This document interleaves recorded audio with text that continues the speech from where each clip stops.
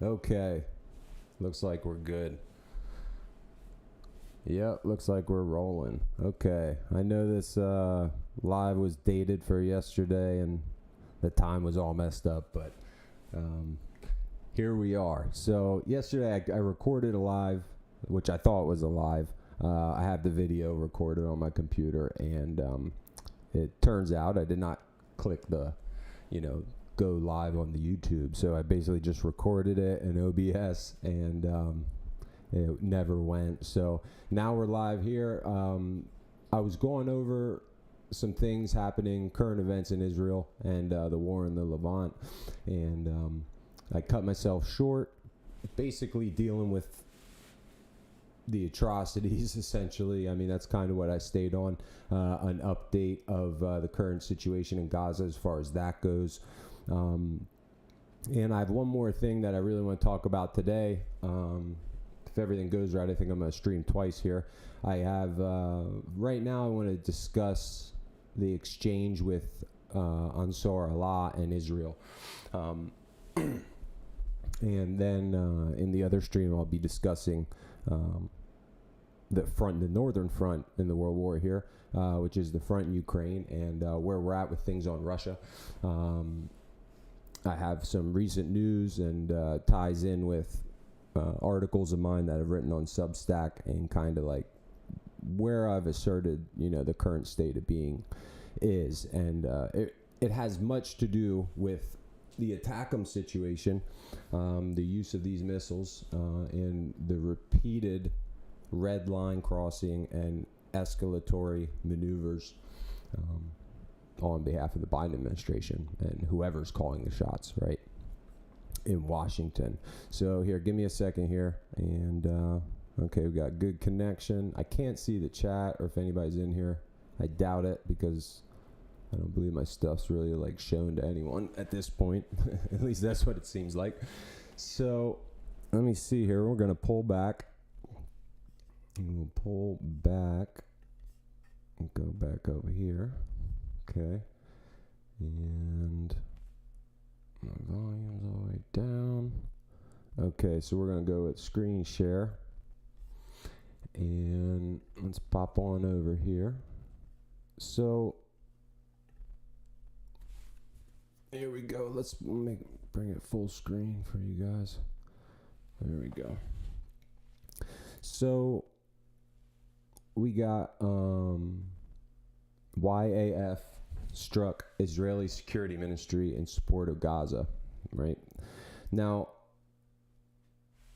these addresses, this came out of an address by Saeed Abdul Malik Al-Houthi, and he's one of the leaders for Ansar Allah, the leader of Ansar Allah movement.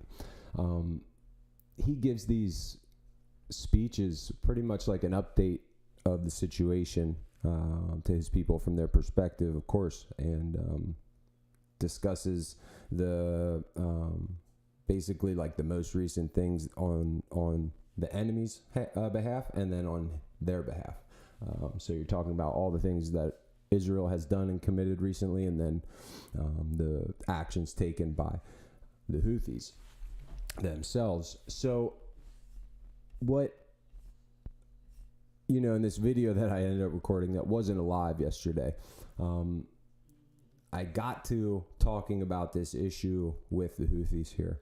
And, as I present this entire situation, right, this is, like I say, the Third World War, and it's the front is up and down West Asia here, right?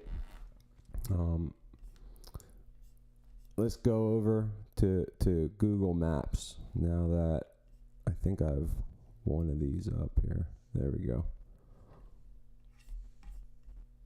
Or Google Earth, rather, excuse me. So I'm going to go back to this in this next stream. I'm going to talk about what's happening just in the Russian front. But let's take a look here, and let me just spin this around a little. Take the measure off. Now, Europe, right? Africa. Okay. Saudi Arabia, and then we're into Asia here. Russia is up here, right? So we call this right here, this is the Levant, this area right in here. Syria, Turkey. We call this the Middle East. The rest of the world calls this West Asia, this area here, because we're talking about all of Asia, right? So what I'm saying is that up and down West Asia, which the Ukraine war is like basically right into here, okay? And then Erdogan's recent decisions basically throw this whole area into the mix, right into Syria, which is here, and then you're right down through Palestine, occupied Palestine, Israel, right? Ansar Allah down here in Yemen has been carrying out a quite successful blockade of the Red Sea. And, you know, it's interesting. I saw basically some propaganda channels. I was talking about how these different alt media channels shade themselves as, you know, wanting to bring you the truth, but you can see the way they break news and what they talk about, that they're in fact, you know, certainly propaganda. I mean, so like there's been this thing to paint Ansar Allah's blockade of the Red Sea as harmful to all of Europe, right? They're cutting off resources and energy from all of Europe. Southern Europe, the one guy started talking about, but it's quickly going to be all of Europe. Now, they've only been blockading anything destined for Israel, and having to do with the conflict in Israel. So you're going to see these different narratives starting to be laid as we move forward, because things have really changed and we've entered a new phase. So with what's happening here, you got Israel, right? And everything in Syria, right? Now, Lebanon here, right? Syria was so crucial. It was a land bridge. They could get through. It was more like right in here. They could get through because you had the Kurds up here, but they could get through into Syria.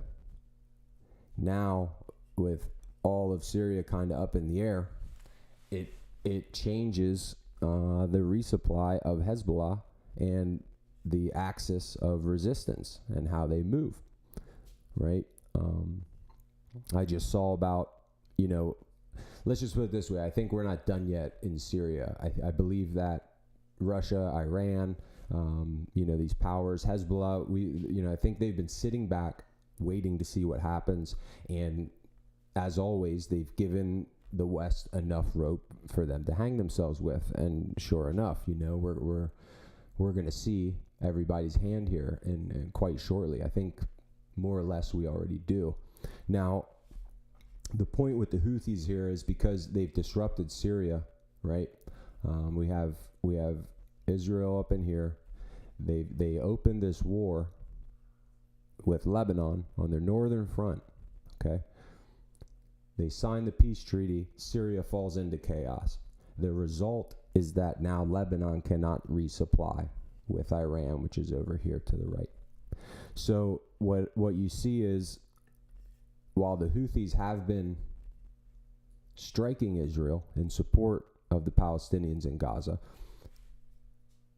we now see increased Jewish attention to the Houthis, and we see narratives starting to be built in the alternative media that basically is preparing for actions, more heavier actions against Yemen. Now, up to now, we haven't been able to do anything. They've chased, I think, multiple carrier groups out of the Red Sea and out of basically this area in here, right? So this whole area, Red Sea, Persian Gulf, Gulf of Aden, this is all the southern front of this war. Don't get it twisted, man. And trust that. You're going to see Israel turn to Jordan. You're going to see Israel turn to Egypt, okay? This is all about them dismantling all of the Arab states that are that came after World War II, and when all these former colonies became their own states. Let me flip back over to this other guy here. Hold on.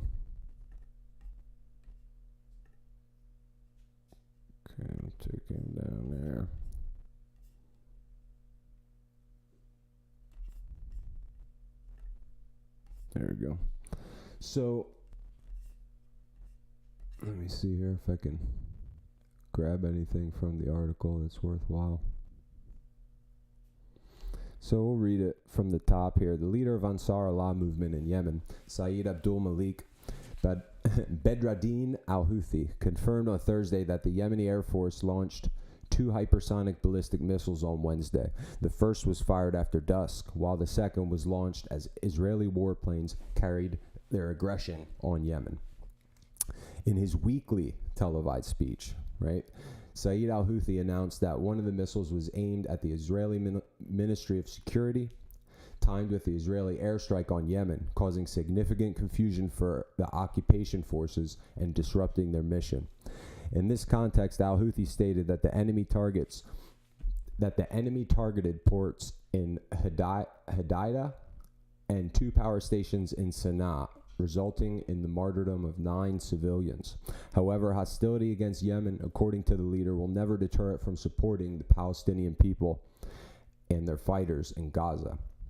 He added that the Israeli aggression on Yemen would not derail the level of escalation throughout the 5th phase of support for Gaza, detailing that since the beginning of the Solidarity campaign, the Yemeni armed forces had launched 1,147 ballistic missiles, cruise missiles, and drones, in addition to targeting 211 enemy-linked ships.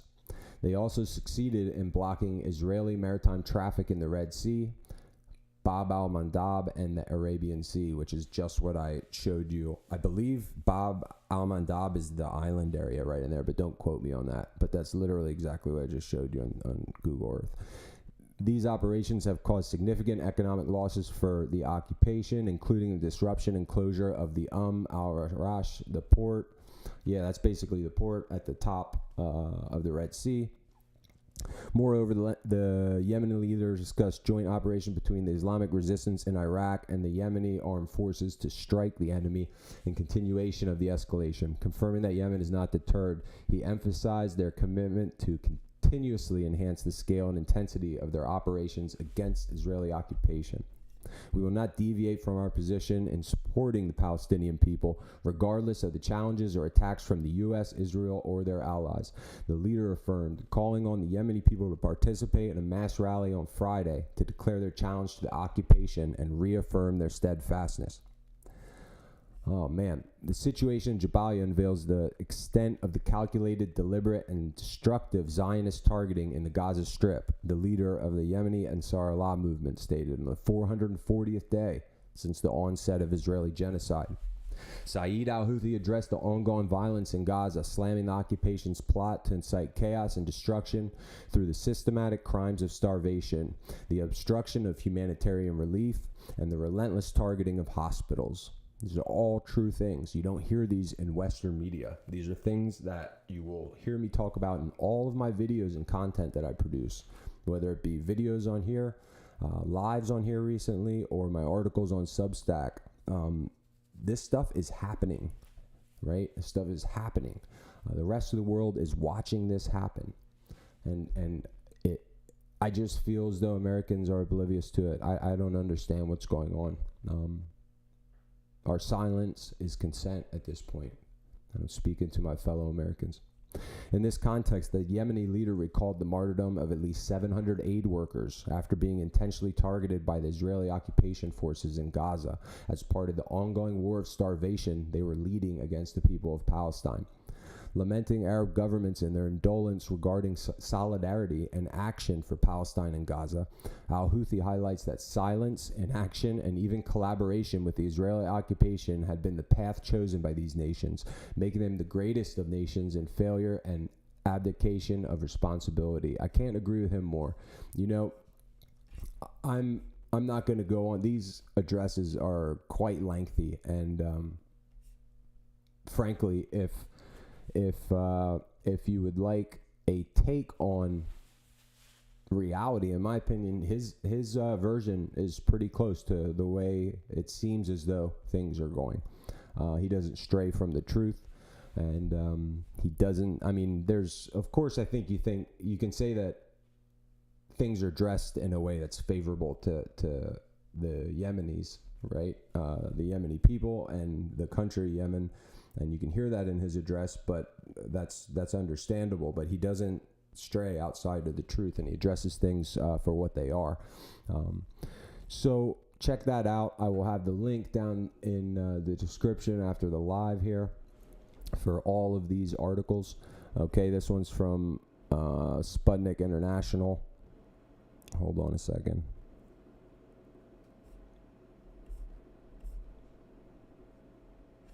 Here we go. This is what I wanted. Houthi missile lands direct hit in Tel Aviv amid tit-for-tat attacks. Okay. So this has to do with the broader topic, okay, is that this tit-for-tat, which they're discussing in this article here, okay, from Sputnik. And you saw the Israelis talk about in their media.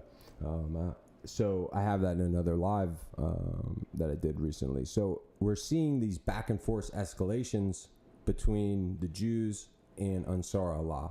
And what I'm getting at here is that with Syria broken down, it seems like they've certainly turned their attention to taking care of this blockade situation. I think they want to free up shipping in the Red Sea. I think that they know that with the land bridge knocked out, okay, they're not only do they want to stop the blockade in the Red Sea, but this water connection here that they're controlling, that they use to enforce the blockade, that goes right around Yemen, the Red Sea, right? This could be the next area that they try to make a connection to connect with supplies, right? And try to move supplies out of Iran and up into the Levant. So if they have a safe area that the axis of resistance is holding and enforcing a blockade in, you would think that they could move supplies of their own through there as well. So this is like double fold for the West and the neocons, right?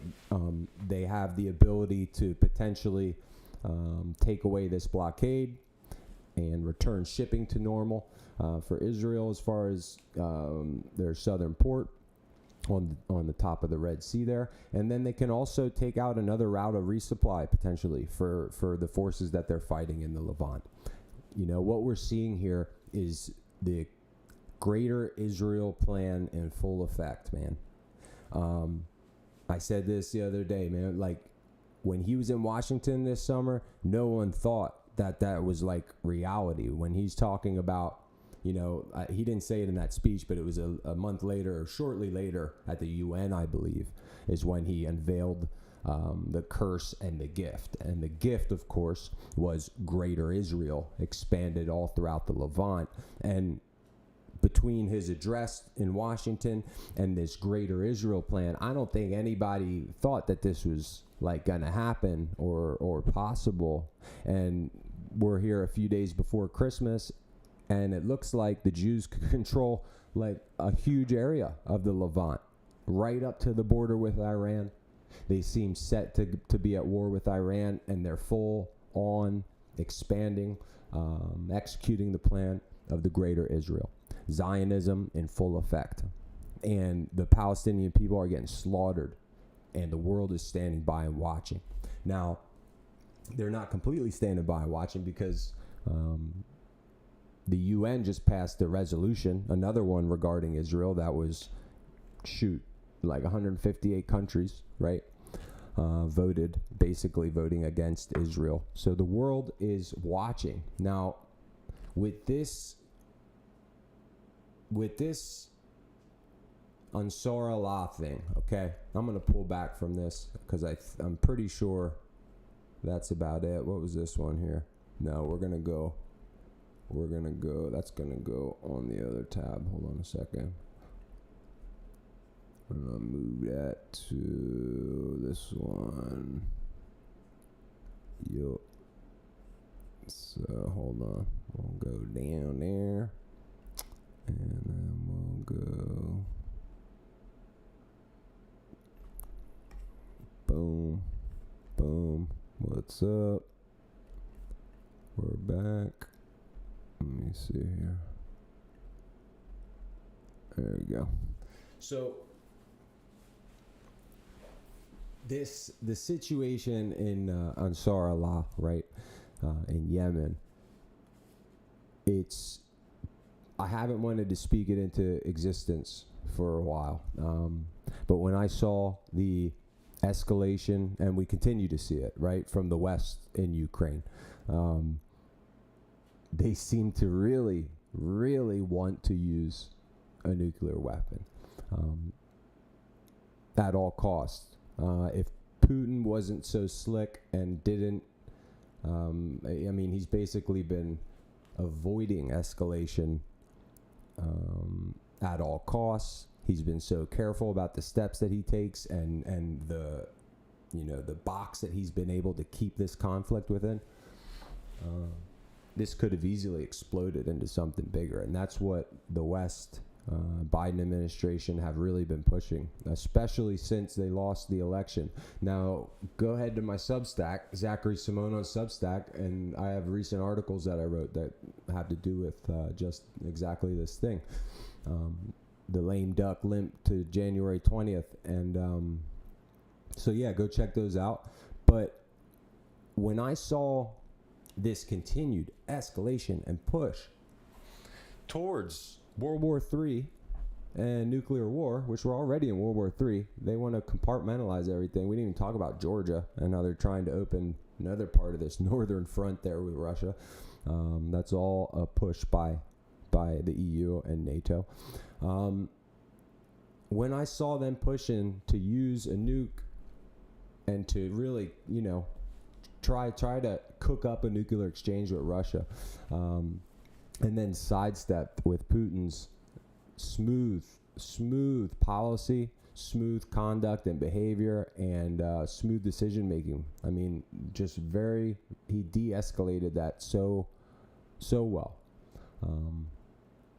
The Oreshnik is terrifying, and that ain't even the half of it. Our technology is so far behind theirs. I mean, I have papers and articles discussing that too. Go check out my Substack. Now, if you understand what's going on, how we don't, mutually assured destruction is not mutually assured anymore. Okay, so with the hypersonic technology combined with air defense superiority, and then the ability to deliver a nuclear weapon, things have changed like drastically compared to like what they were just a few years ago, or what people thought they were maybe even a few months ago. But the bottom line is that we no longer have first strike even capability. I mean, I think we could probably get something through, but listen, we can't strike them like they can strike us. And if we even attempted it, it would not be good in any regard. So there isn't this like mutually assured destruction any longer. It's like a one-sided deterrence, assured destruction. And now, what I didn't want to speak into existence, but now is something to, at least I need to mention, is, and it has to do with this Ansar Allah and this exchange, right? Is that I've been concerned for an awful long time that tip of Yemen could serve as the perfect place for the West to carry out a single strike type situation, right? Like, and I mean, the only thing would be, of course, where the Saudis fell on it. I mean, who knows? Maybe the Western neocons have so much disrespect for the Saudis that they would just do that right over their border, right? Like on their lands like that. But you'd think that the Saudis there could be a scenario where they're like, hey, we don't want you to use those right on our border. I mean, barring that, Ansar Allah right on the tip of Yemen there, and the way that the cities are, I mean, it seems that like the West could probably hit them with like a few, and it would be the perfect scenario to strike and not have a response. And then you'd be looking at basically like Iran responding on their behalf, potentially Russia maybe now. A year ago or 6 months ago, that was crazy, but if that happened now, you might you may very well see something like Russia step in. This has been concerning just because of it would take care of the blockade. That blockade's been hurting them, and it would also it would give the West a chance to get their nuclear rocks off, which has seemed like that's been a major driving factor. Oh, buddy, you snoring? Yeah. So, oh man. So when I've seen this whole thing in on these alphabet agent alternative news channels, we'll call them that, right? When I see them starting to push for, basically educating people on how bad this Red Sea blockade is and blah blah, why this needs to be stopped. This also hurts Europe. I'm not naming any names as of right now, but I'm sure any of you out there that see this that are hip know that not all alternative media is giving you the straight juice, right? They're just as much building there's just as many of them out there building narratives that are right there having to do with the mainstream narrative. They're like redirecting people, right? So when I see these channels start to report about breaking people in for the idea of doing something down in Yemen, this is scary to me for the reasons I just explained.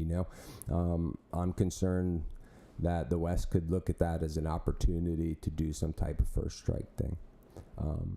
I did see recently that there was, I don't know if it was Iran or Russia, I believe that there was air defense and things happening with regard to like preparing spots in Yemen to defend against maybe something like this. I think it was air defense systems that were being moved down there. Don't quote me on that, but that's the type of thing you want to see. You want to see them protecting that. That's a very important flank of this war. Geez, man, Syria, didn't that teach us something here? I for weeks, for months even, I was saying before Syria that this is World War III. The two fronts are right there, up and down West Asia. And then in one fell swoop, Syria just like brought them all together. Now, what was proven to have happened there, basically that, you could argue maybe that Russia and Iran were sleeping there a bit. Now, look at this general.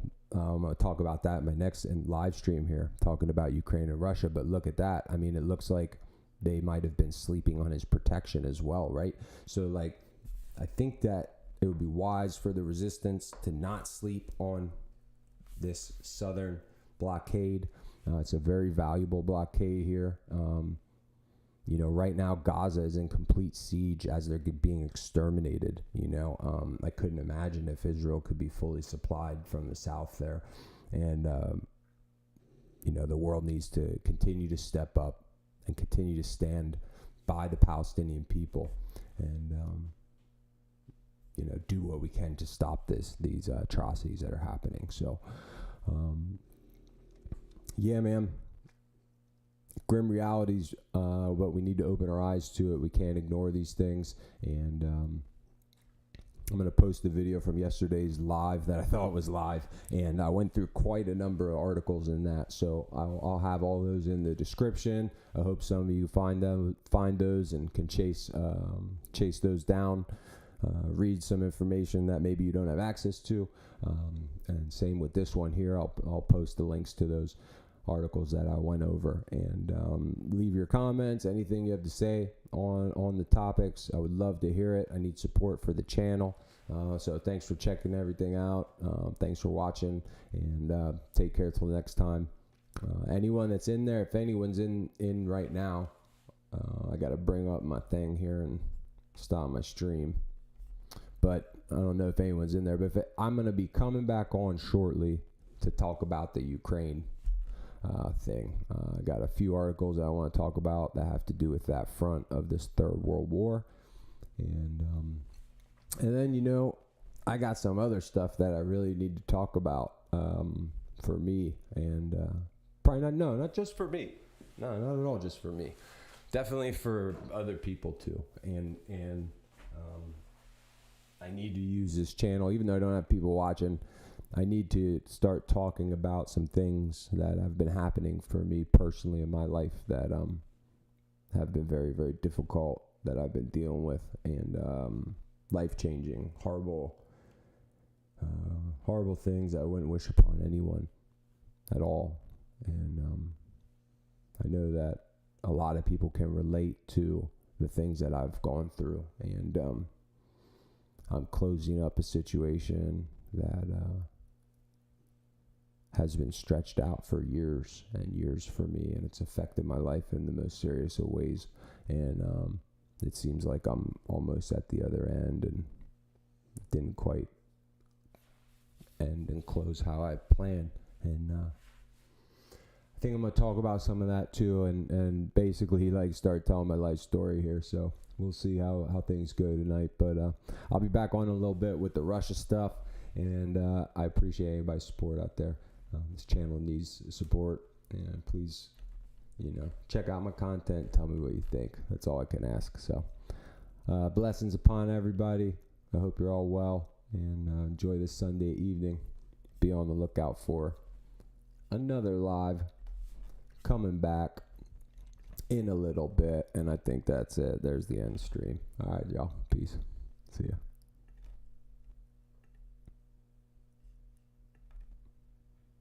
It's not letting me stop.